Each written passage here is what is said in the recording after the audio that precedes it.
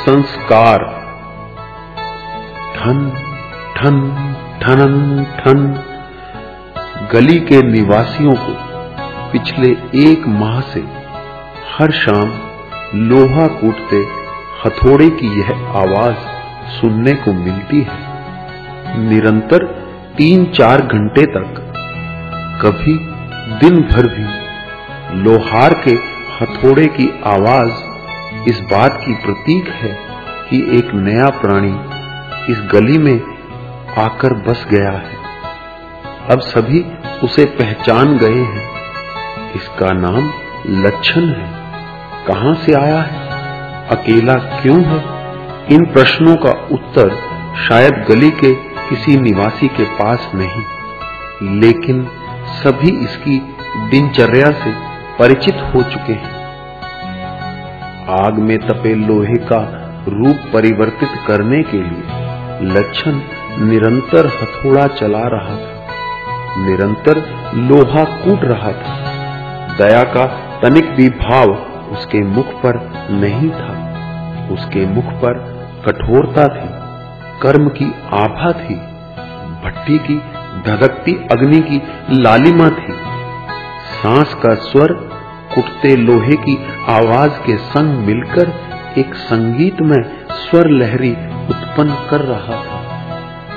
ठन ठनन ठन हू हा, ठन ठनन ठन हू हा। हां, सच में स्वर लहरी संगीतमय ही तो थी। रूप परिवर्तन लीला के इस सुंदर पक्ष को प्रदर्शित ही तो कर रही थी। कर्म, प्रयत्न और लग्न का सम्मिश्रण शिव की उत्पत्ति में सहायक है, और इन सभी भावों का उद्गम क्षेत्र संगीत में स्वर लहरी युक्त ही तो है। एक व्यर्थ के लोहे के टुकड़े को आग में तपाकर हथौड़े की चोटें मारकर उपयोगी बनाया जा रहा था। गली के इस लोहार की यही दिनचर्या है। दिन भर बाजार में पिछली शाम का बनाया माल बेचता है और शाम के समय भट्टी के सम्मुख बैठकर लोहे के बेकार टुकड़ों से उपयोगी वस्तुएं बनाया करता है। रात गहरी होते भीतर झुग्गी में जाकर सो जाता है। इसका कोई अपना नहीं, कभी किसी को याद भी नहीं करता। अकेला है, परंतु इसके चेहरे को देखकर यही महसूस होता है कि इसे कभी अपने अकेलेपन का कष्ट नहीं होता। दिन भर शारीरिक परिश्रम करता है, मगर कभी उफ नहीं करता। इसे अपने कर्म से सदा आनंद मिलता है। अपना एक कर्म क्षेत्र है इसका, छोटा सा, दुनिया के सारे छल प्रपंचों से दूर। जो कुछ करता है खुशी खुशी करता है। कर्म के फलस्वरूप जो भी मिलता है खुशी खुशी उसे स्वीकार करता है। फल के प्रति इसके मन में कभी आक्रोश नहीं आया, कभी पीछे मुड़कर भी इसने नहीं देखा, कभी आगे के सपने भी नहीं लिए। इसने कभी वे दिन याद नहीं किए जब इसका भी एक छोटा सा परिवार था, जब इसके भी बहुत से साथी थे, जब यह खाना बादोश कहलाता था। पत्नी इसकी मर गई और पीछे रह गया अकेला। अपना अकेलापन उसे काट खाने लगा। समूह के दूसरे साथियों को हंसते खेलते देखकर वह उनसे कटने लगा। दूसरे बार बार आग्रह करते दूसरी शादी करने को, लेकिन वह अपनी प्रिय पत्नी को नहीं भुला पाया और फिर एक दिन बिना बताए इस गली में चला आया। खपरेल की छत के नीचे वह रहने लगा जो बरसों से लावारिस पड़ी थी। धीरे धीरे वह पीछे के दिन भूल गया और अपने आज में लीन रहने लगा। अपने कर्म से वह कभी नहीं उबा, कभी पश्चाताप भी नहीं किया उसने। अब इसके लिए जो है, जैसा है, वही ठीक है। इसे अपना जीवन अत्यंत सरल महसूस होता है। और इस गली के अन्य निवासी इस लोहार के जीवन से कितनी दूर बसे जीवन में सांस लेते हैं। इनका जीवन अत्यधिक जटिल है। कूटे जा रहे लोहे के समान ये लोहार नहीं, इन्हें हथौड़े की अनगिनत चोटें खानी पड़ती हैं। तब कर जब ये एक निश्चित रूप पा लेते हैं तो अपने कच्चेपन की घड़ियां, ठन ठन के स्वर से भरी अपनी संघर्षमयी घड़ियां ये याद नहीं करना चाहते। लेकिन जब कुछ गम सा मन में छाया होता है, जब निराशा का मन पर अधिकार होता है, तब इन्हें अपने अतीत के उन क्षणों की याद आती है जब ये नियति के हथौड़े की चोटें खा रहे थे, जब इनका व्यर्थनीय रूप धधकती अग्नि में तपाया जा रहा था। उन क्षणों को ये तब अपने स्मृति पट पर बिखेरते हैं, इसलिए नहीं कि वे क्षण वर्तमान से सुंदर थे, बल्कि इसलिए कि वे क्षण एक नई सीख प्रदान करते हैं। और लच्छन को निरंतर भट्ठी के पास बैठा देखकर गली के लोग इसे अपना प्रेरक मानने लगे हैं।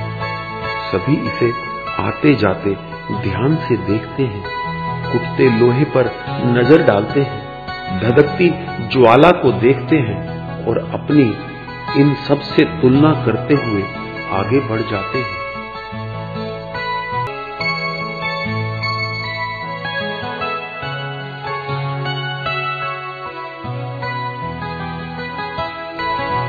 साधुराम ने गली में प्रवेश किया। लोहार के हथौड़े की आवाज उसके कानों में पड़ी। कदम और आगे बढ़ाए, लच्छन की खप्परों से बनी झोपड़ी के पास आकर रुक गया। साधुराम ने उसकी ओर देखा। पसीने से लथपथ, कृष्ण काया, कानों में बड़े बड़े कुंडल, मैले कुचैले वस्त्र, निरंतर हथौड़ा चलाने में मग्न लच्छन। उसकी सांस का स्वर इतना तीव्र था कि 6 फुट दूर खड़ा साधुराम सुन रहा था। सांस और कुटते लोहे की स्वर लहरी का मिश्रण उसके कानों में रस घोलने लगा। ठन ठन ठनन ठन हु हा, ठन ठनन ठन हु हा। एकाएक स्वर रुक गया। लच्छन को अपने समीप किसी के खड़े होने का आभास हुआ। हथौड़ा रोककर उसने दृष्टि घुमाकर देखा, साधुराम ही था। साधुराम से लच्छन का परिचय पहले दिन ही हो गया था। उस शाम जब वह लोहा कूट रहा था तो साधुराम ने उसके समीप आकर पूछा था, भैया पुराना लोहा खरीदोगे? लच्छन ने दृष्टि उठाकर आगंतुक की ओर देखकर कहा था, जी ले लूंगा। और जब साधुराम एक थैले में 3 किलो के लगभग लोहा लेकर आया तो लच्छन से परिचय प्राप्त करने लगा। लच्छन ने उसमें आत्मीयता की झलक पाकर अपने विषय में सब कुछ उसे बता डाला। उस दिन के पश्चात साधुराम गली में आते जाते लच्छन को राम राम अवश्य करता था। साधुराम को यूं खड़े देखकर लच्छन मुस्कुराने लगा। सांस को नियंत्रित कर उसने कहा, राम राम बाबा, कहो कैसे हो? राम राम लच्छन, मैं ठीक हूं, तुम सुनाओ। मजे से कट रही है। फिर कुछ रुक कर बोला, 2 दिन से दिखे नहीं, कहीं गए थे क्या? हाँ, करनाल गया था, भतीजी की शादी पर। शादी पर गए थे? अच्छा, मिठाई लाए होंगे, खिलाओ ना। हाँ हाँ, क्यों नहीं। इतना ही कहकर साधुराम उसकी खपरैल के नीचे चला आया। हाथ में पकड़ी पोटली खोलकर उसने मिठाई की 2 मुट्ठियां भरकर लच्छन को थमा दी।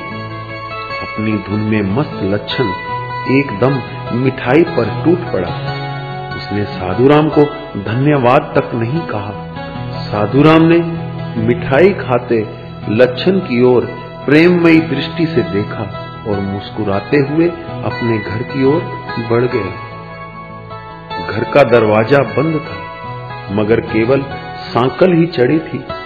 साधुराम समझ गया कि शांति मंदिर गई होगी। दरवाजा खोलकर वह भीतर चला आया। पोटली एक ओर रखकर वह आंगन में बिछी खाट पर लेट गया। लच्छन शायद मिठाई समाप्त कर चुका था, क्योंकि उसके हथौड़े की आवाज फिर से आने लगी थी। ठन ठनन ठन ठन। कभी लगता था जैसे लोहे के टुकड़े को कूटता हथौड़ा कह रहा हो, जाग उठ, ठन ठन, जाग उठ, ठनन ठन, जाग उठ। ऐसा स्वर उठता महसूस कर साधुराम स्वयं से कहने लगा, जाग जा इंसान, जाग जा इंसान। इस समय साधुराम का मस्तिष्क एक अनोखे आनंद की अनुभूति पा रहा था। एकाएक वह उठ बैठा, अपने शरीर को देखने लगा। उठकर भीतर कमरे में चला आया, बत्ती जलाकर दर्पण के सम्मुख खड़ा हो गया। अपने रूप को निहारने लगा। लंबा दुबला शरीर, झुर्रियों भरा चेहरा, मुख में केवल 4 दांत, वह भी काले पके हुए बाल, आंखों में मोटा चश्मा और बाईं बाजू के स्थान पर झूलता कपड़ा। साधुराम अपनी बाजू के रिक्त स्थान को देखने लगा और उसी को देखते हुए वह कमरे में बिछी खाट पर लेट गया। उसकी दृष्टि छत पर जा टिकी। सफेद छत पर उसे कुछ चित्र नजर आने लगे। साधुराम अक्सर ऐसे ही कहीं और खो जाया करता था। उसकी दृष्टि जब कभी किसी वस्तु पर कुछ क्षण के लिए स्थिर हो जाती थी, उसी के आधार पर वह अपने अतीत में खो जाता था। अब अपनी कटी बाजू पर दृष्टि टिकी की उसी के विषय में विचार करने लगा। इन क्षणों में उसे अपने इस अंग का अभाव खलने लगा था। वह एक पूर्ण स्वस्थ मनुष्य होने की कल्पना करने लगा, मगर उसी क्षण उसे एहसास हुआ कि उसने अपने जीवन की सभी बहारें किसी व्यक्तित्व के साथ बिताई हैं। उसकी बाजू तो बचपन में ही कट गई थी। बहुत पहले अपने बचपन का उसे वह दिन स्मरण हो आया जब वह एक पूर्ण स्वस्थ बालक था।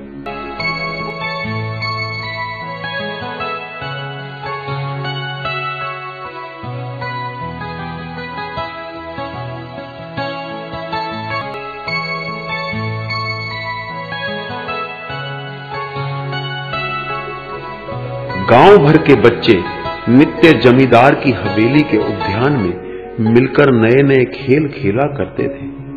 उनमें बालक साधुराम भी होता था। जमींदार का पुत्र गणेश उसका मित्र था। गणेश का स्वभाव बहुत कोमल था। वह मिलनसार प्रकृति का था। सभी उससे प्रेम करते थे। उस दिन गणेश और उसके साथी उद्यान में आंख मिचोली खेल रहे थे। सभी खेल में मग्न थे।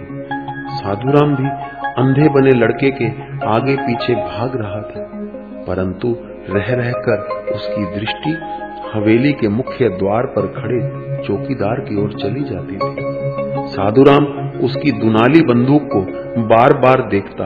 वह बहुत उत्सुक था उसे अपने नन्हे नन्हे हाथों में उठाने के लिए।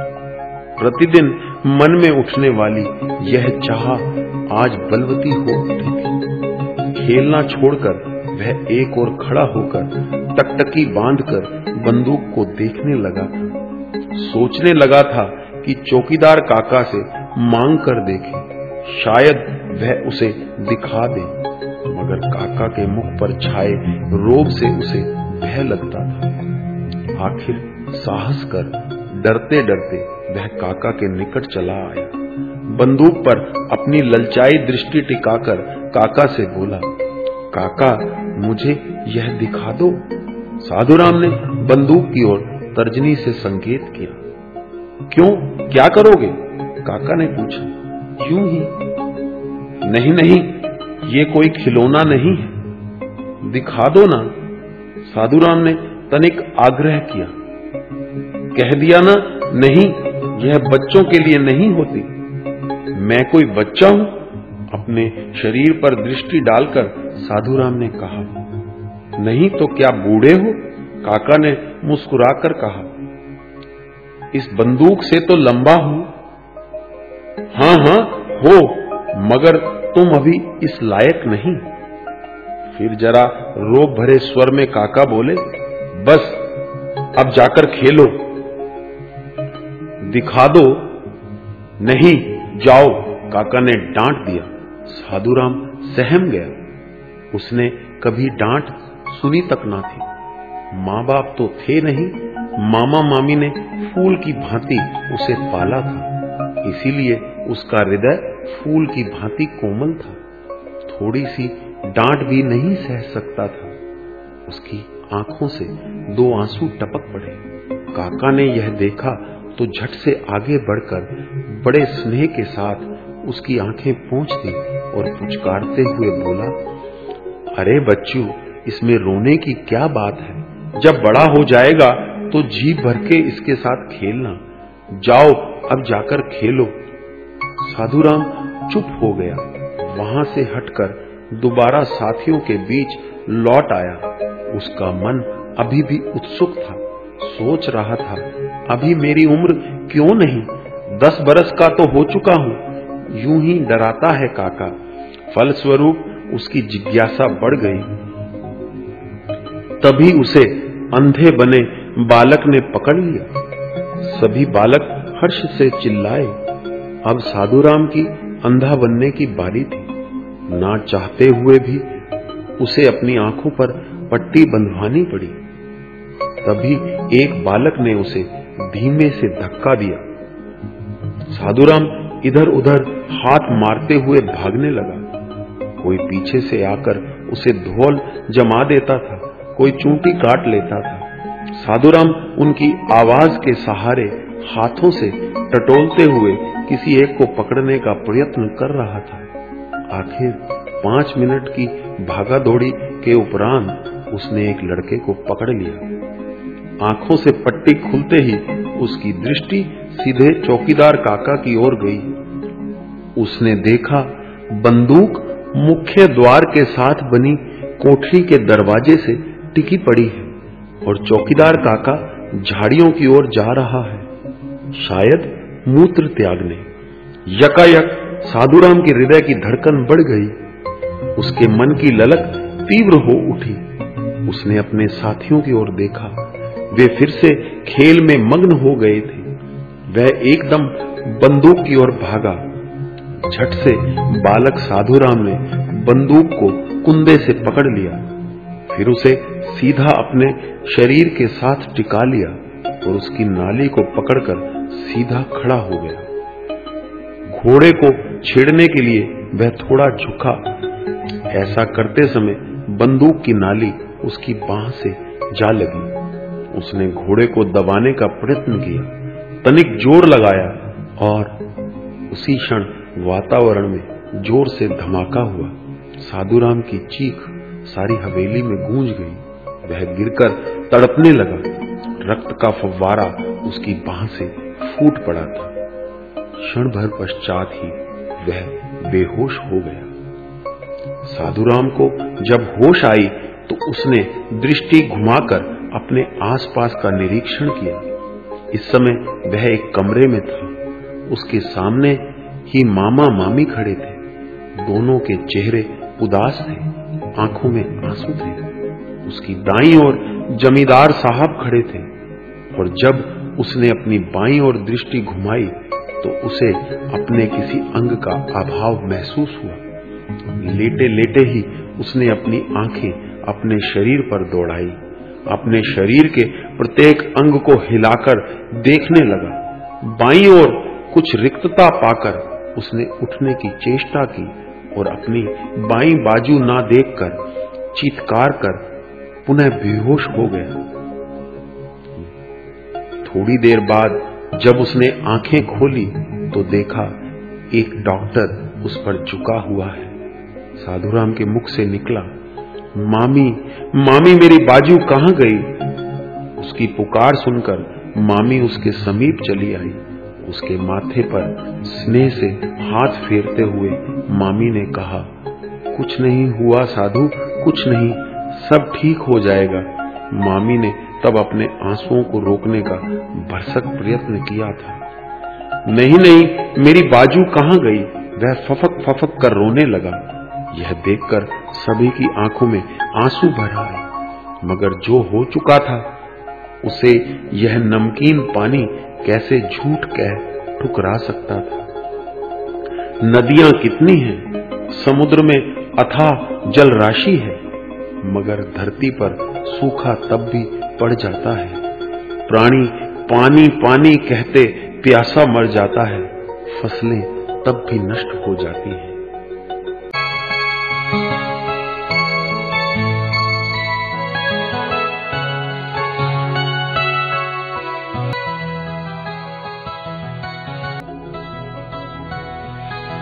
सूखे की भूख को कोई नहीं रोक पाया।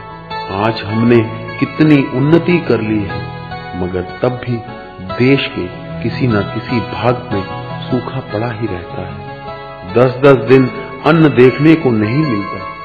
भूख के कारण आंतें कुलबुलाने लगती हैं, आंखें बाहर आने को होती हैं, मगर आंसू कुछ नहीं कर पाते, वे भी सूख जाते हैं। बुरे समय कौन साथ देता है? सब कुछ सहना पड़ता है जीने के लिए। जीवन कितना अमोल है, जो भूख भी सह लेते हैं उसकी चाह में। जो अपंग बने भी हंसते हैं। अपंग हो जाना कोई बड़ी बात नहीं, यहाँ जीवन के लिए सब कुछ सहनीय है। तभी बाहर कुछ खटका हुआ। साधुराम चौंक कर उठ बैठा। बाहर कोई आया था, शायद शांति ही थी। भीतर बत्ती जलती देखकर बाहर से ही उसने कहा, भीतर कौन है? साधुराम उठकर बाहर चला आया, कहते हुए, मैं हूं। कब आए? शांति ने पूछा। आधा घंटा हो गया। बाहर आकर साधुराम खाट पर लेट गया। मैं मंदिर गई थी, शांति ने स्पष्टीकरण दिया, जैसे उसकी आवश्यकता हो। मैं समझ गया था। कल क्यों नहीं लौटे? शांति ने उसके पाए ताने बैठते हुए प्रश्न किया। कृष्ण ने आने नहीं दिया। साधुराम ने आंखें मूंद ली। 2 क्षण तक चुप्पी रही, फिर शांति ने पूछा, शादी ठीक हो गई ना? बहुत अच्छी हुई। बड़ी धूमधाम से विवाह किया कृष्ण ने अपनी लड़की का। चलो अच्छा हुआ, ईश्वर सबकी बेटियों की लाज रखता है। फिर उसने पूछा, आपने क्या दिया? 21। फिर कुछ रोककर बोला, सभी मेरे चेहरे को देख रहे थे। भला क्यों? क्यों क्या शांति यही सोचते होंगे कि भाई की बेटी और शगुन सिर्फ 21 रुपए?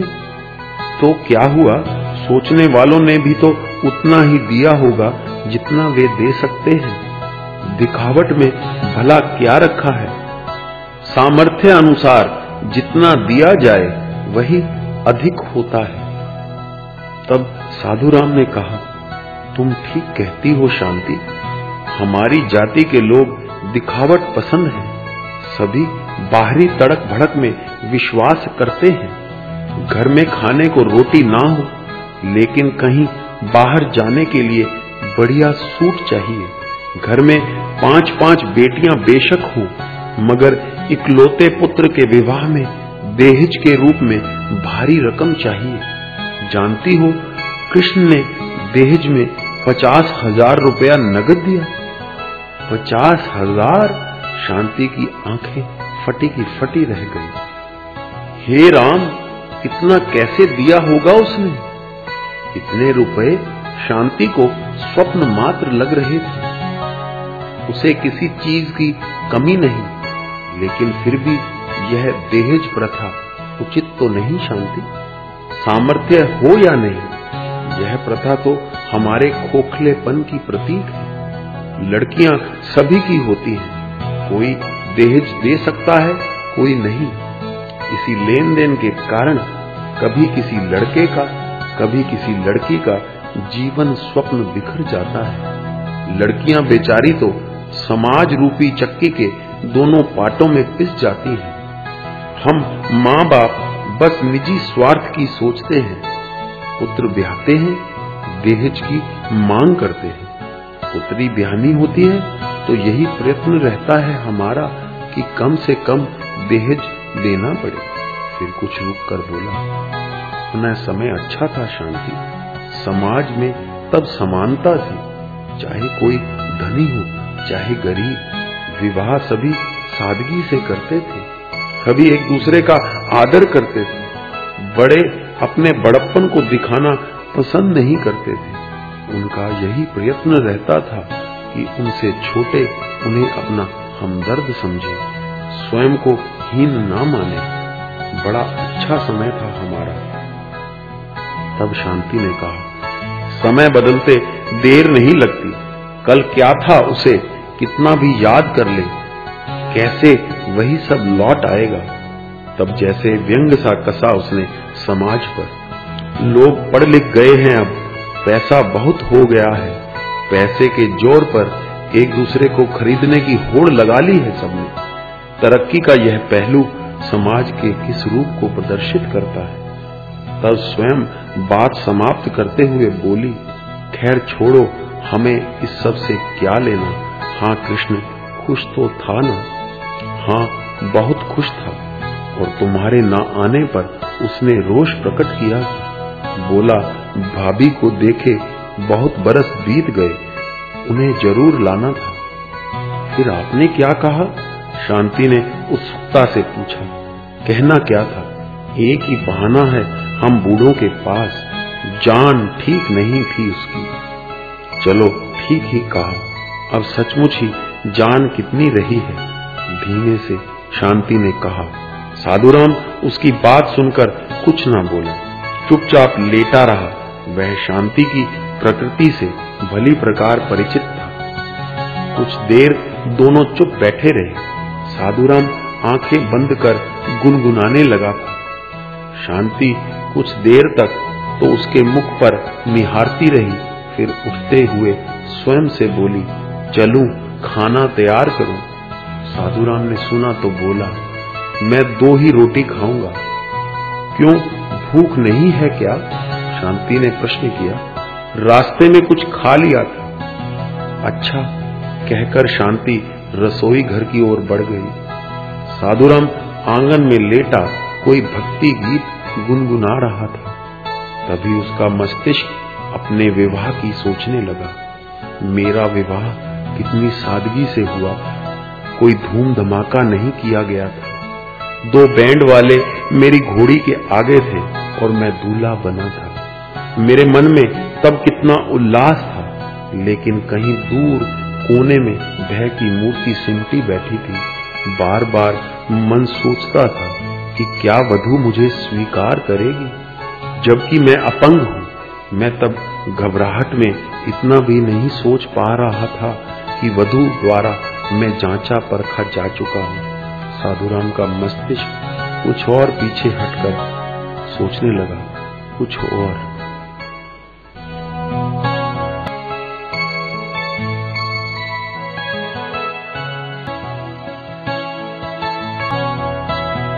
और कितनी प्रतीक्षा कराएगा? क्या जीते जी मुझे बहू का मुख देखने को नहीं मिलेगा? अभी तक तो साधुराम मामी के आग्रह को मजाक में टाले जा रहा था, लेकिन एकाएक वह गंभीर हो गया। चुपचाप मामी के मुख को ताकने लगा। मामी ने तब पुनः कहा, क्यों, अब बोलता क्यों नहीं? चुप क्यों है? क्या तू मेरी कामना पूरी नहीं करेगा? मगर मामी, साधुराम कुछ कहना चाह रहा था, लेकिन शब्द उसके गले से बाहर ही नहीं निकलते थे। मगर क्या, मामी, मुझसे शादी कौन लड़की करेगी? मैं ठहरा अपंग। उसने तेजी से अपनी बात पूरी कर दी। मन से तो अपंग नहीं ना, काम भी तो करता है, किसी से मांग कर तो नहीं खाता।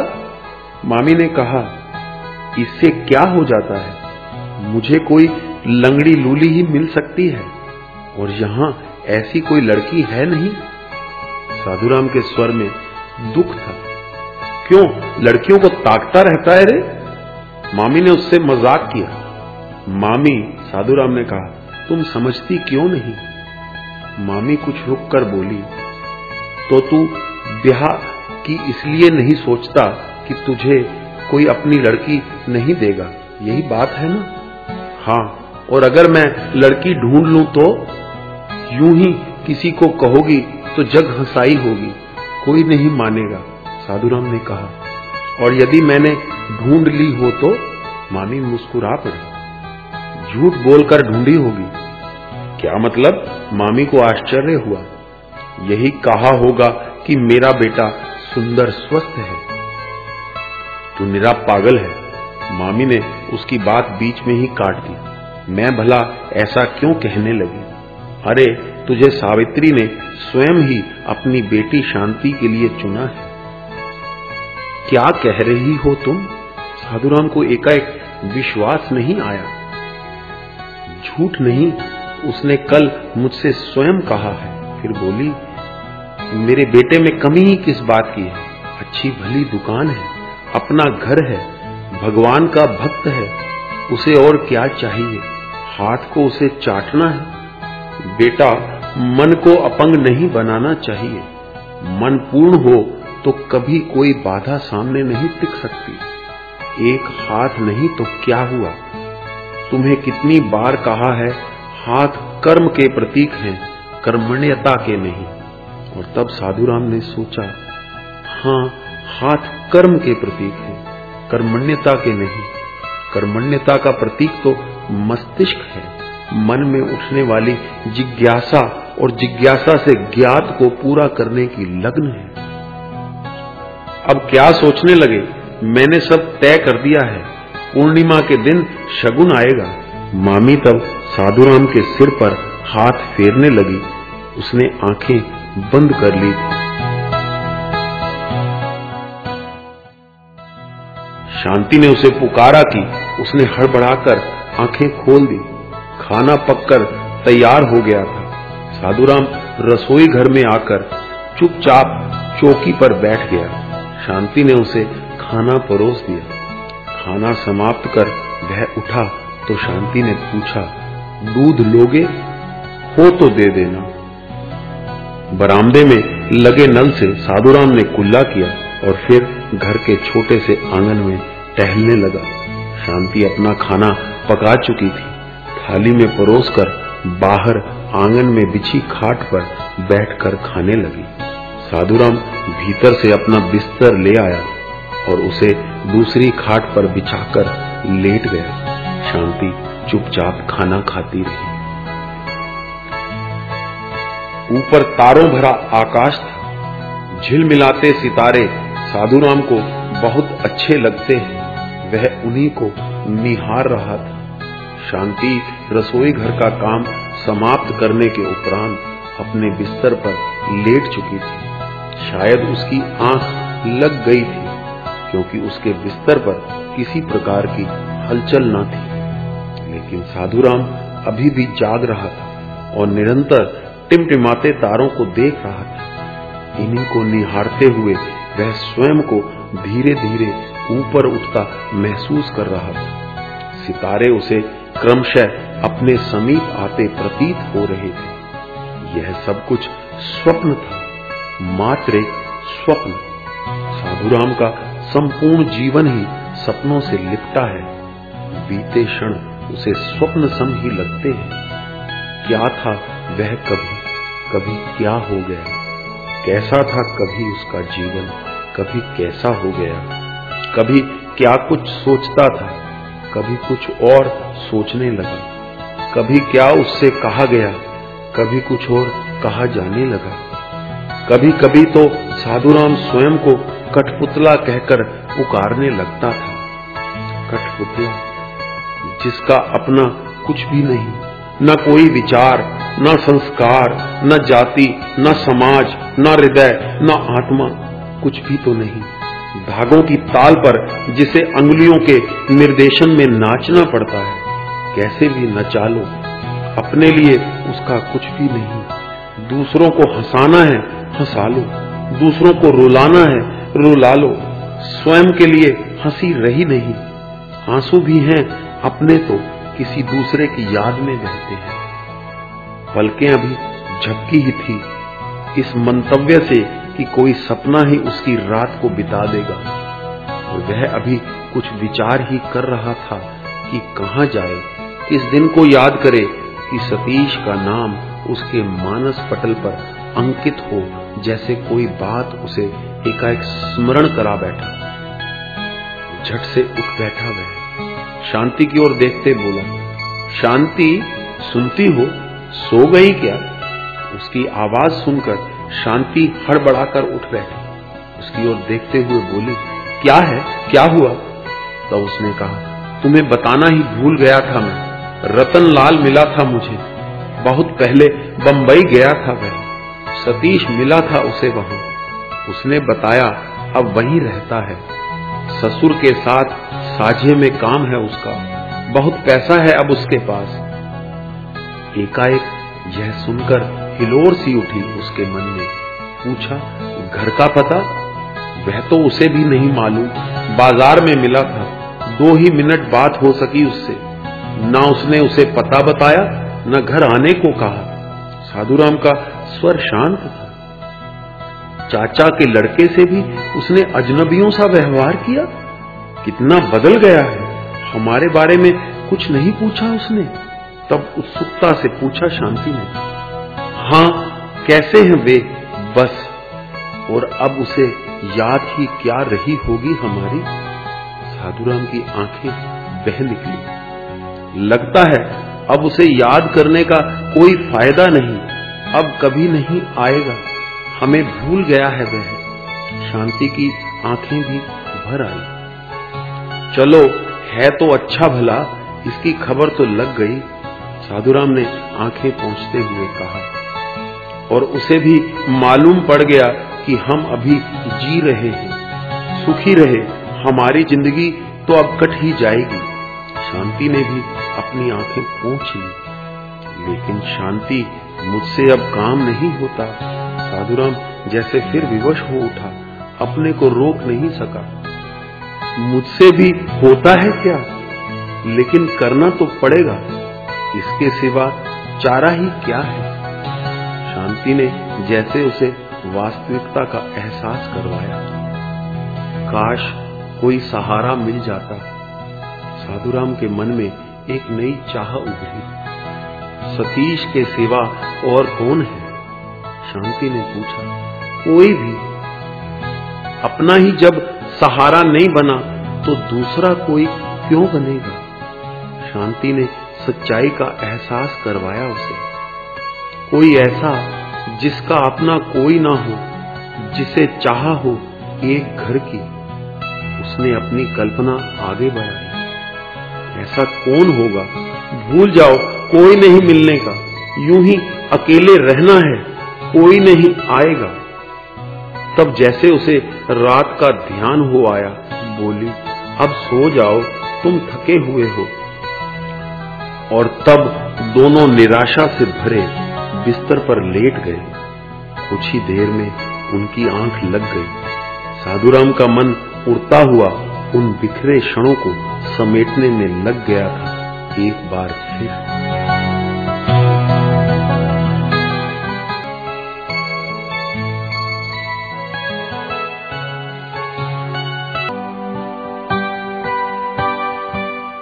साधुराम अब इस विषय पर अधिक नहीं सोचता था।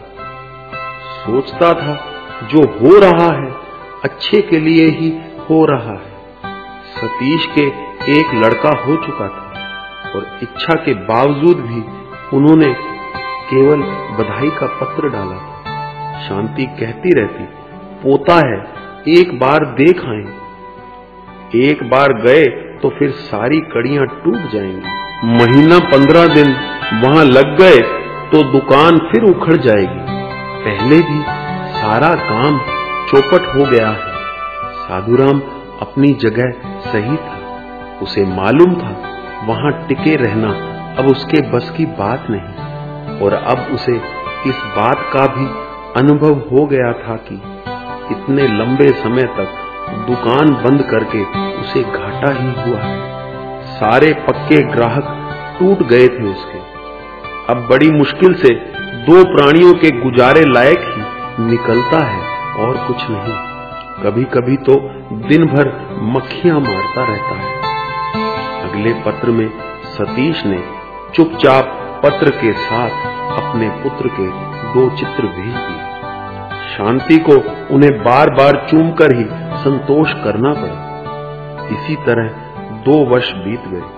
सतीश के महीने में 2-3 पत्र आ जाते थे और साधुराम एक पिता का फर्ज समझकर उनका उत्तर दे दिया करता था। मगर एक दिन फिर भावनाओं का तूफान उमड़ आया उनमें।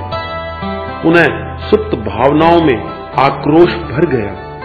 सतीश का पत्र पढ़कर साधुराम को उसी प्रकार उत्तेजना महसूस हुई जैसे पहले जब कभी उससे पूछे बिना सतीश कोई काम कर दिया करता था।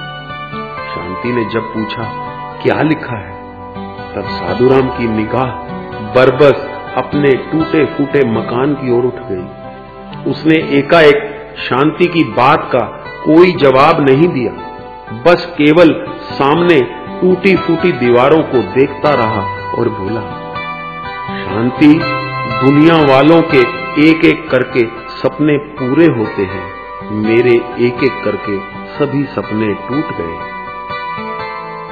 आखिर उसने क्या लिखा है? शांति ने उन्हें पूछा। तुम्हारे बेटे ने अपना मकान खरीदा है, साधुराम ने व्यंग्यपूर्ण स्वर में कहा। शांति एकाएक खुश हो गई, बोली, तो इसमें ऐसे सोचने की क्या बात थी? उसने तुम्हारे सपनों को कहां तोड़ा है? मकान बनाया है, अपनी कमाई है, हमारा सिर तो और ऊंचा कर दिया उसने। देख लेना, मकान के बाहर तुम्हारा नाम ही लिखवाया होगा उसने। और ये मकान, शांति, ये किसका है? मेरा ही है क्या, उसका नहीं, जो मेरे बार बार कहने पर उसने तनिक भी परवाह नहीं की। एक बार भी नहीं सोचा जहां बाप रहता है पहले उसे तो सुंदर बनवा दूं। कितनी बार कहा उससे, लेकिन जवाब यही दिया कि बचत नहीं है, कैसे भेजूं। और अब अपना मकान बना लिया, साफ कर दी सारी तस्वीर। मुझे वह अपना नहीं समझता, यह मकान अब उसे काट खाता है। साधुराम की भावनाएं ऐसे ही तो हमेशा उमड़ती थी कि वह एक ही चीज से इतना लिपट जाता था कि उससे छुटकारा पाना दुर्भर जान पड़ता था उसे। तुम कब तक इन भावनाओं से लिपटे रहोगे? तुम्हारी इन्हीं भावनाओं के कारण ही तो हम आज यहाँ बैठे हैं। सतीश ने तो नहीं कहा था हमें यहाँ आने को, हम वहां होते तो गृह प्रवेश की सारी रस्म हम अदा करते। तब साधुराम बीच में ही बोल पड़ा, मैं यदि भावनाओं की कद्र करता हूं तो तुम बस छोटी सी बात पर दूर दूर की सोचने लगती हो। तुम्हारी कल्पना यथार्थ को बिल्कुल भूल जाती है। हम वहां होते तो गृह प्रवेश की रस्म अदा करते। कैसे कह रही हो यह तुम? हम वहां नहीं थे, पर इसका मतलब यह तो नहीं कि वह 2 पैसे की चिट्ठी डालकर हमें बुला भी नहीं सकता था। हम उसके लिए हैं ही क्या?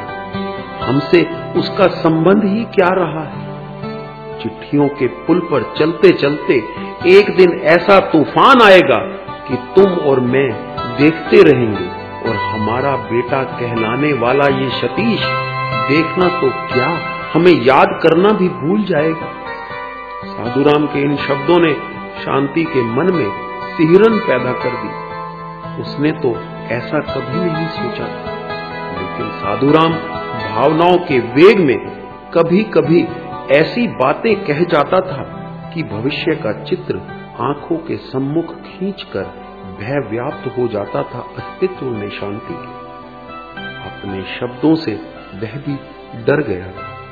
अभी तक पहले उसने कभी ऐसी कल्पना तो नहीं की थी, लेकिन आज एकाएक ऐसी बात मुख से कैसे निकल गई। अपने जीवन के लिए अपने ही मुख से निकाली भविष्यवाणी उसने। कुछ देर ठहरकर वह फिर बोला, लेकिन अब शांत स्वर था उसका। तुमने ही तो मेरे साथ बैठकर उसके छुटपन से लेकर जवानी तक कितनी ही कल्पनाएं की थी। ठीक है, वह अफसर बना, उसकी शादी भी हो गई, सुंदर सा लड़का हो गया, अब घर भी बना लिया है उसने, लेकिन हमारे लिए क्या रहा? मैं निस्वार्थ भूल सकता हूं उसकी तनख्वाह से मैंने तीर्थ जाने की सोची थी, वह टाल गया। भूल गया हूं इसको भी कि मैंने कभी सोचा था तुम्हारे गहने तुम्हें फिर बनवा दूंगा, लेकिन शांति, मेरा प्यार, उसमें तो कोई स्वार्थ नहीं, फिर उसने मुझे वही क्यों नहीं दिया? तब आंसू फूट पड़े उसकी आंखों से, लेकिन वाणी निकलती रही, मेरा अपना कौन था शांति? जो कुछ भी था इसी घर में ही तो था, उसकी भी तो लाज नहीं रखी उसने, उसका ही मान रख लेता तो कोई बात थी, क्या बिगड़ जाता उसका यदि इसे भी ठीक करवा देता? मेरे बाद ये घर उसका ही तो है, लेकिन शांति, ऐसा होता तब ना, उसके दिमाग में तो इसे बेचने की बात अड़ी पड़ी थी, उसने अपना कोई रिश्ता ही कायम नहीं रखा इस घर से।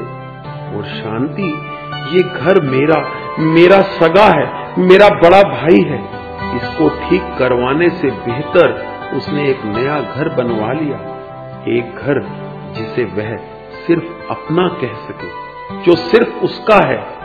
सुना नहीं तुमने? उसने लिखा है, मैंने अपना घर बनाया है, मेरे घर से दूर, और यहां तुम कहती हो उसका घर मेरा घर एक ही है। एक ही होता शांति तो वह पहले ही ना मुझे लिख देता, मेरे ही हाथों ना उसकी नींव डलवाता। तब आंसू बह निकले थे उसकी आंखों से।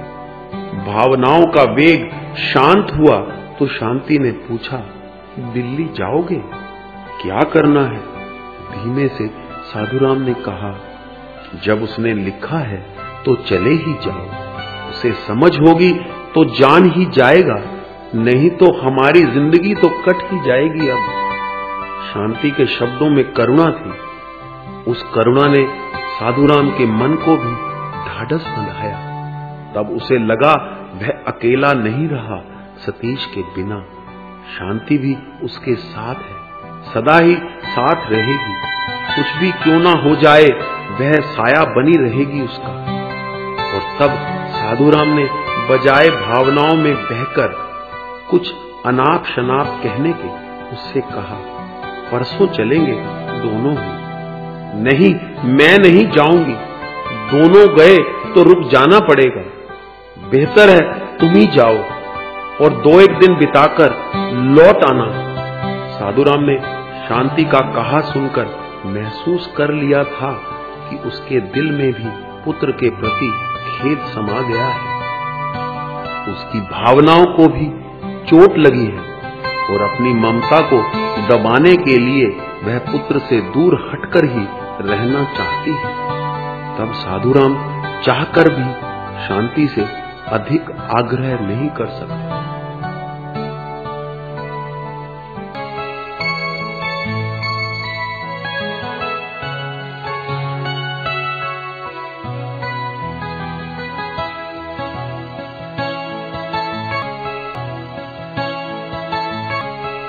साधुराम रात के समय दिल्ली पहुंचा।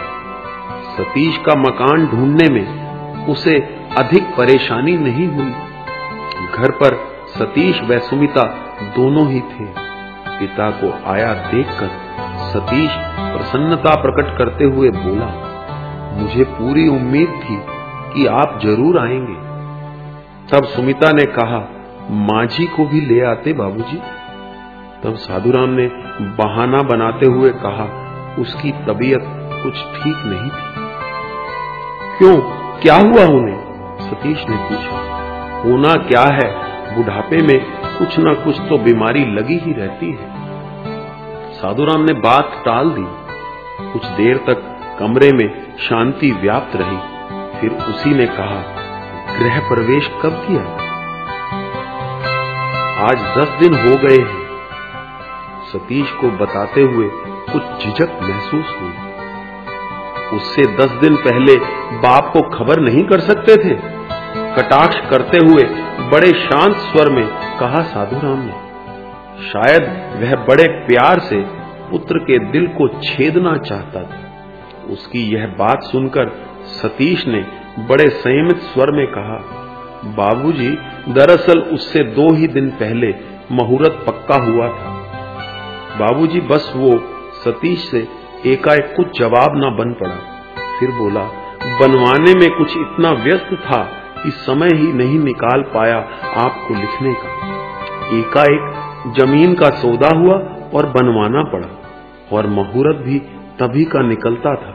मैंने आपको पत्र तो तभी लिख दिया था।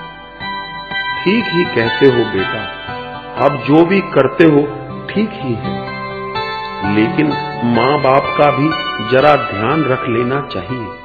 कुछ उनकी भी आशाएं होती हैं। साधुराम ने स्वयं को अनुपस्थित रखते हुए कहा, मैंने बाबूजी कभी ऐसा काम तो नहीं किया जिससे कि आपको दुख महसूस हो। मैं तो सदा ही आपको हर बात लिख देता हूं। सतीश का स्वर शांत था। यह सुनकर साधुराम ने कहा, हाँ, तभी तो मैं कहता हूं तुम्हारी मां से कि हम काठ के पुतले हैं। जमाना जिधर नचाएगा नाचना पड़ेगा। जिसकी जितनी बड़ी उंगलियां होंगी वही तो आसानी से नचा सकेगा, और तुम किसी से कम हो क्या? सतीश को उसकी बात सुनकर आश्चर्य हुआ, जैसे विश्वास न कर पा रहा हो। बोला, ये बाबूजी, आप कैसी बातें करने लगे? क्यों, मैंने ऐसा क्या कुछ कह दिया जो तुम हैरान हो गए हो? कुछ गलत तो नहीं कहा मैंने? दुनिया का जो दस्तूर बन गया है उसी की तो बात कर रहा हूं। माँ बाप कठपुतले नहीं बनकर रह गए अपनी संतान के हाथों क्या? पर हां, तब जैसे एकाएक याद हो आया हो उसे, लगा जैसे कुछ गलत कह गया है। तब बोला, माँ बाप वही काठ के पुतले बन जाते हैं जो अनपढ़ हो, गरीब हो, गंवार हो, और उनका बेटा बड़ा आदमी हो, बड़ा अफसर, इज्जत, मान और पैसे वाला। तब सतीश कुछ झल्लाया, स्वर भी कुछ तीव्र हुआ उसका। बोला, बाबूजी, आप ये क्या कहे जा रहे हैं? मैंने ऐसा तो कभी नहीं सोचा, या आपने ही ऐसा कहते मुझे कभी सुना है? कहते नहीं, करके दिखाते तो देख लिया यही सब। कोई भी नहीं आया था क्या मुहूर्त में? मैं समझा नहीं। मैं पूछ रहा हूं, क्या कोई दोस्त यार भी नहीं आया था तुम्हारा? और क्या सुमिता के माता पिता भी नहीं आए थे? वे सब लोग तो यहीं थे, दिल्ली में ही। सतीश झल्ला रहा था निरंतर। शायद उसे यह आशा बिल्कुल नहीं थी कि उसके पिता इस तरह नाराज हो गए होंगे उससे। और मैं दिल्ली से बाहर था, तब क्यों तुम सब कुछ कर चुकने के बाद मुझे 2 लाइन लिखकर परेशान कर देते हो? मेरे बिना तुम्हारा सब काम पूरा हो जाता है, फिर मुझे ये झूठी इज्जत देने की खातिर क्यों कर व्यर्थ में अपना समय बर्बाद करते हो? फिर कटाक्ष करते हुए उसने कहा, जरा सोचो, तुम कितने काबिल अफसर हो, तुम्हारा हर पल कितना कीमती है। तब मुझ जैसे गंवार की खातिर इतना समय व्यर्थ कर क्यों अपनी तरक्की की राह में रोड़ा अटकाते हो?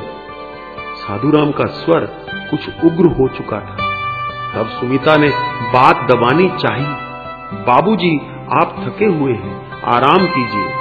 लेकिन साधुराम शायद अब कुछ और भी कहना चाहता था, जैसे उसे इस बात का आभास हो चुका था कि सतीश से इस विषय पर बात करने का अवसर उसे फिर नहीं मिलेगा। इतनी देर वह उसके पास फिर नहीं बैठ सकेगा और उसे यूं ही मन की बात मन में रखे लौट जाना पड़ेगा। इसीलिए बोला, तुम लोग मेरे आराम की फिक्र क्यों करते हो? मैं जानता हूं कब मुझे आराम करने को मिलेगा।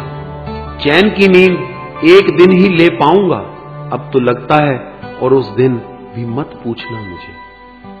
पर तब लिख भी नहीं पाओगे मुझे कि मेरा बाप मर गया, मेरे सिवा और तो कोई नहीं बाप तुम्हारा। बाबूजी, तब सुमिता केवल इतना ही कह सकी। उसका मन किसी अज्ञात आशंका से धड़कने लगा था। वह परेशान हो उठी थी अपने ससुर का यह रूप देखकर।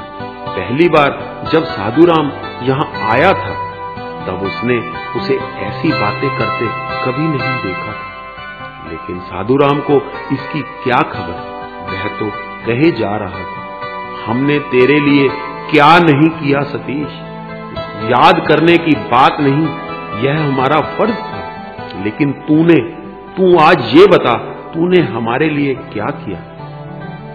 बाबूजी, आपने मुझे मौका ही कब दिया? मैं तो आपको दिल्ली लेकर आया था अपने पास, मगर आप यहां टिके ही नहीं। इसमें मेरा कुछ दोष हो तो बताइए। सतीश समझ गया था कि साधुराम क्रोध में है। उसके मन में जिस बात के कारण आक्रोश उमड़ा है वह तूफान का रूप धारण करना चाहता है, और अपनी तरफ से एक प्रयत्न किया उसने। शायद यही कुछ उसके युवा मन के बस की बात थी। नहीं, दोष तुम्हारा नहीं, मेरा है। मैं कुछ कर जो नहीं सका, जो मैं तुम्हारी दिल्ली में रहने के काबिल नहीं था। लेकिन इस दिल्ली में लाकर तुमने मुझे क्या बनाकर रख छोड़ा था? एक घर का कीड़ा, जिसकी जगह सिर्फ दराज के अंधेरे कोने में होती है। तुम्हारे घर की ये रोशनी, तुम्हारे आसपास की ये रंगीनी, तुम्हारी ये महफिलें तुम्हारे लिए ही तो हैं। मैं कहीं उनमें घुल मिल जाता तो जहर ना घुल जाता सब में? तुम्हारे सगे साथी बीमार ना पड़ जाते? बोलो, तुमने कभी कहा मुझे बंद कमरे से बाहर निकलने को? तुमने कभी चाही अपने चेहरे की हंसी का एक टुकड़ा मुझे दे देने की? आपको मेरा हंसना बुरा लगता है, मुझे आज पता लगा। ले लीजिए मेरे चेहरे की हंसी। बाबूजी, यदि आप हंसना चाहें तो अब भी हंस सकते हैं। किसी ने आपका मुंह तो नहीं पकड़ रखा। मेरी हंसी में आप शरीक हो, किसने आपको रोका है? आपने खुद ही तो कहा था हंसना गाना आपको इस कदर अच्छा नहीं लगता। मैं आपसे जबरदस्ती तो कर नहीं सकता था। सतीश का स्वर कुछ उग्र हो उठा था। बाबूजी, तब सुमिता इतना ही कह सकी कि साधुराम की आवाज में उसके शब्द दब गए। उसे चुप हो जाना पड़ा। साधुराम कहने लगा था, तुम क्या, तुम्हारा मन भी मेरी दुनिया से कोसों मील दूर अपने में ही लीन हो गया था। कभी मौका दिया था तुमने मुझे अपनी बात कहने का, अपने अरमान कहने का? जानते हो कितने अरमान थे मेरे, कितने सपने लिए थे मैंने तुम्हारे सहारे। लेकिन है कोई ऐसा जो पूरा हुआ? तुम्हें दिखता हो तो कहो, लेकिन इसमें मेरा क्या दोष है? अपने प्रत्येक शब्द पर जोर डालते हुए सतीश ने कहा, तुम्हारा कुछ दोष नहीं। जैसे मैंने तुम्हें कभी कही ही नहीं अपने मन की बात। तुमने अपना मकान बनवा लिया, क्या उस मकान की कभी परवाह की जहां तुम्हारा बचपन बीता था, जहां तुम्हारे बाप ने अपनी जिंदगी बिता दी? तुम्हें कहा था मां के गहनों के लिए, नहीं बनवाए, कुछ जवाब ही नहीं दिया। तुमसे सबसे पहले लिखा था हमें तीर्थ यात्रा करवा दो, करवा दी क्या? कितनी बार देशाटन कर लिया हमने। साधुराम के स्वर में उग्रता निरंतर बढ़ती जा रही।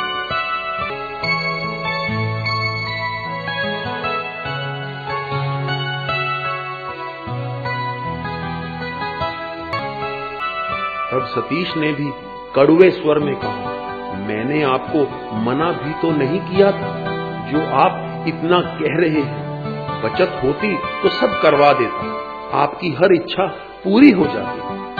हाँ हाँ, हर इच्छा पूरी हो जाती, लेकिन जानते हो कब? जब चिता को मेरी आग लग जाती। तुम कहते हो तुम्हारे पास बचत नहीं, फिर भी आए दिन पार्टियां करते हो, खुद आए साल घूमने जाते हो। तुम अपने लिए मकान खरीद सकते हो, अपनी बीवी के लिए गहने बनवा सकते हो, फिर भी कहते हो मेरे पास बचत नहीं। लेकिन जानते हो मेरा मकान आज टूटा फूटा क्यों है? तुम्हारी मां के गहने कहां गए? हम आज तीर्थ पर क्यों नहीं जा सकते? जवाब दो, दे सकते हो क्या? लेकिन तब सतीश माथा पकड़कर बैठा रहा। साधुराम रुका नहीं, आगे बोला, अब बोलो, बोलते क्यों नहीं? भूल गए क्या तुम्हारी पढ़ाई के लिए मैंने रात दिन जी तोड़ मेहनत की अपने इस एक हाथ से? भूल गए कि तुम्हारी मां के गहने दिल्ली के ही एक सुनार को बेचे थे मैंने तुम्हारी पढ़ाई के लिए? और यह भी सोच नहीं सके कि तीर्थ या कहीं और घूमने भी नहीं जा सके तो तुम्हारी पढ़ाई की खातिर, तुम्हें ऊंचा इंसान बनाने की खातिर। और आज मैं कुछ कर नहीं सकता तो इसमें मेरा क्या दोष? काश मैं तुम्हें जवान बनाते बनाते खुद बूढ़ा ना हो गया होता। कौन पूछता तब तुम्हें? कौन तुम पर आस लगाए बैठा रहता? और आज तब क्या मैं अपने भाग्य पर इस तरह आंसू बहाता? लेकिन मेरी किस्मत, तब साधुराम की आंखें बह निकली। लेकिन सतीश भी अब बिना कुछ सोचे समझे कहने लगा, ठीक है आपने मुझे पढ़ाया, लेकिन यह जताकर आप मुझे क्या कहना चाहते हैं मेरी तो कुछ समझ में नहीं आ रहा। आपने जो कुछ भी किया आपका फर्ज था। अब आप पुरानी बातें आज यहां खोदने पर क्यों तुले हैं? मैंने क्या गुनाह किया है जो बजाय शाबाशी के मुझे लताड़ रहे हैं? तब साधुराम ने कहा, स्वर कुछ करुण बन गया था आंसुओं के कारण उसका। आज मेरी हर बात तुम्हें लताड़ लग रही है, कोई बात नहीं। आज तुम बड़े आदमी बन गए हो, मुझ जैसे छोटे आदमी की बात भला कैसे सहन कर सकते हो? मैं तो अब स्वयं को तुम्हारे अर्दली से भी गया गुजरा महसूस कर रहा हूं। तब एकाएक वह फिर उग्र हो उठा। तुम आज इतना बोल रहे हो मेरे सामने, बहुत घमंड आ गया है ना तुमने? बहुत बड़ा आदमी समझने लगे हो ना स्वयं को? और जानते हो तुम्हें इस काबिल किसने बनाया है? मैं तुम्हें ना पढ़ाता, ना आज तुम इस घर के मालिक होते, ना बड़े अफसर होते, और ना ही यह सुमिता तुम्हारी ब्याहता होती। तुम तब कहीं झोपड़ी में रहते, पेट भरने के लिए मजदूरी करते, और कोई अपड़ गंवार तुम्हारी पत्नी होती। बाबूजी! और तब सतीश आवेग में चिल्ला उठा, आप बेवजह अपने मुख से बुरी बातें निकाल रहे हैं। पिता होकर भी आप मेरी तरक्की से खुश नहीं। मैं सुबह से शाम तक नौकरी करता हूं तो अपने सुख के लिए, पसीना बहाकर भी यदि अपने लिए सुख साधन ना जुटाऊं तो मुझ जैसा मूर्ख कौन होगा? मुझे अपनी सोसाइटी का भी ध्यान रखना है। इज्जत बनाए बिना मेरा जीना भी दुर्भर है, और आप हैं कि यदि आपका बस चले तो मुझे भी एक गंवार बनाकर रख छोड़े, जिस पर सारी सोसाइटी के लोग मेरी खिल्ली उड़ाएं। मैं आपकी ये तमन्ना पूरी नहीं कर सकता, चाहे कुछ भी हो जाए। तब साधुराम ने कहा, शुक्र है तुमने आज स्वयं ही मुझे गंवार कह दिया, यही बहुत है तुमने मुझे जो दिया। तब तक सुमिता में भी आक्रोश उमड़ आया था उसके प्रति। वह बोली, औरों के माँ बाप खुश होते हैं अपने बच्चों को तरक्की करते देखकर, और एक आप हैं जो जल रहे हैं। कैसे हैं आप जो पिता होकर भी अपनी संतान को खुश नहीं देख सकते? आपको हमसे इस कदर ईर्ष्या क्यों? और इस आक्रोश ने सुमिता की आंखों में आंसू भर दिए। साधुराम की इस प्रकृति को देखकर उसे अवश्य ही दुख पहुंचा था, और तब साधुराम चीख सा उठा, मैं तुमसे ईर्ष्या करता हूं, मुझे जलन होती है। हाँ, मैं कुत्ता हूं ना, मुझे जलन होती है तुम्हें हड्डी खाते देखकर। बाबूजी, आपको यहां चिल्लाने की कोई जरूरत नहीं। तब सतीश ने तीखे स्वर में कहा, मरे बाबूजी, मैं अब किसका बाप हूं? याद रखो सतीश, मैं जीता रहा तो कभी तुम्हारी शक्ल देखने नहीं आऊंगा। भूल जाओ कि तुम्हारा बाप भी था। तुमने मुझे जो इज्जत दी, मरते दम तक मुझे याद रहेगी। तब उठता हुआ बोला, जा रहा हूं मैं, कभी मेरी आंखों के सामने ना आना। मैं तुम्हारे लिए और तुम मेरे लिए मर चुके हो। कुत्ते, नीच, तुम्हारा यही रूप मुझे याद है।